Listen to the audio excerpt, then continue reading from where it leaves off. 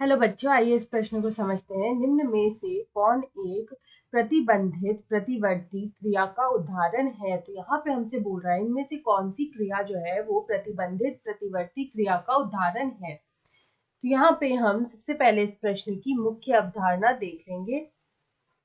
तो अगर हम यहाँ पे इस प्रश्न की मुख्य अवधारणा लिखें तो हम यहाँ पे लिख सकते हैं प्रतिबंधित प्रतिबंधित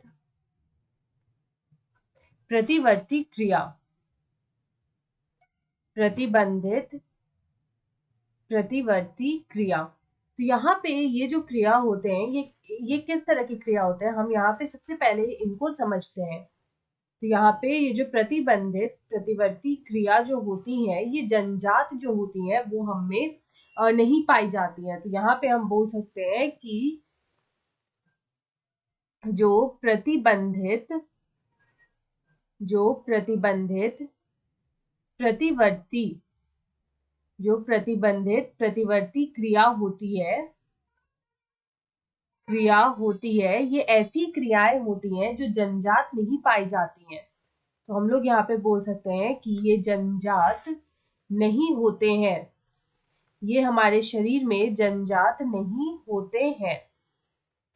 तो यहाँ पे ये जन्मजात नहीं होते हैं, लेकिन यहाँ पे हम लोग बोल सकते हैं परंतु यहाँ पे पूर्ण अनुभव, यहाँ पे जो पूर्ण अनुभव होता है उससे और ज्ञान जो होता है उससे हम इसको उपार्जित करते हैं। तो यहाँ पे हम बोल सकते हैं परंतु पूर्ण अनुभव।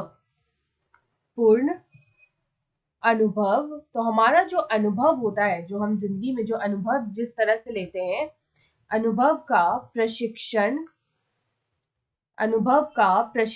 और ज्ञान से, और जो हम ज्ञान अर्जित करते हैं उससे ये उपार्जित होती है या फिर हम लोग बोल सकते हैं उससे ये उपार्जित की जाती है या फिर उससे ये उपार्जित की गई क्रियाएं होती हैं। मतलब ये जन्मजात तो हमारे शरीर में नहीं मिलती है, लेकिन जो हमारा जो अनुभव है उसके प्रशिक्षण से और ज्ञान से उपार्जित की गई ये जो क्रियाएं होती हैं, इसी को हम लोग बोलते हैं प्रतिबंधित प्रतिवर्ती क्रियाएं। तो यहाँ पे हम इनको अनुभव के प्रशिक्षण और ज्ञान से ये क्रियाएं जो होती हैं वो यहाँ पे उपार्जित होती हैं। अगर हम यहाँ पे इनका उदाहरण देखें तो हम लोग बोल सकते हैं जैसे कि गायन, यानी कि जो हम गाना सीखते हैं, गाने का जो हम तरीका सीखते हैं उसको हम लोग बोलते हैं गायन। जैसे कि गायन या फिर नृत्य कला। तो यहाँ पे इस तरह की जो क्रियाएं होती है ये हमें जन्मजात तो नहीं मिलती है, लेकिन अनुभव और ज्ञान से हम इसे अर्जित करते हैं। तो इस तरह की जो क्रियाएं होती हैं इसको हम लोग बोलेंगे प्रतिबंधित प्रतिवर्ती क्रियाएं। अगर हम यहाँ पे अब अपनी सारे विकल्पों को देखें तो पहला जो हमारा विकल्प है वो है पिन चुभाने पर हाथ को हटाना। तो अगर पिन चुभाने पे हाथ को हटाएंगे तो यहाँ पे ये एक जो नवजात शिशु होता है उसमें भी ये क्रिया जो होगी वो हमें देखने को मिलेगी। तो ये जो होती है ये क्रियाएं जन्मजात हमारे जो शरीर है उनमें पाई जाती हैं। तो ये हमारा उत्तर सही नहीं होगा। अगर हम दूसरा विकल्प देखें तो लिखा है आंख में कुछ जाने पर इसका बंद होना। तो ये भी हमें जन्मजात जो है पाया जाता है। तो ये भी उत्तर यहाँ पे सही नहीं होगा। अगर हम लोग सी विकल्प को देखें तो लिखा है पाचन के दौरान भोजन का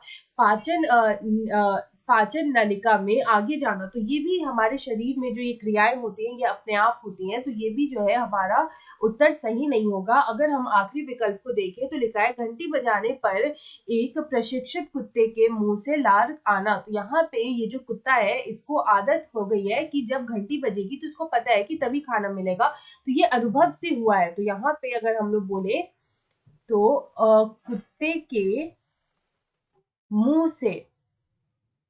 के मुंह से लार आना। और ये लार कब आ रहा है? जब घंटी बजाई जा रही है। जब घंटी के बजाने पर कुत्ते के मुंह से लार का टपकना, यानी कि ये उसके अनुभव से आया है। ये उसके अनुभव से आया है।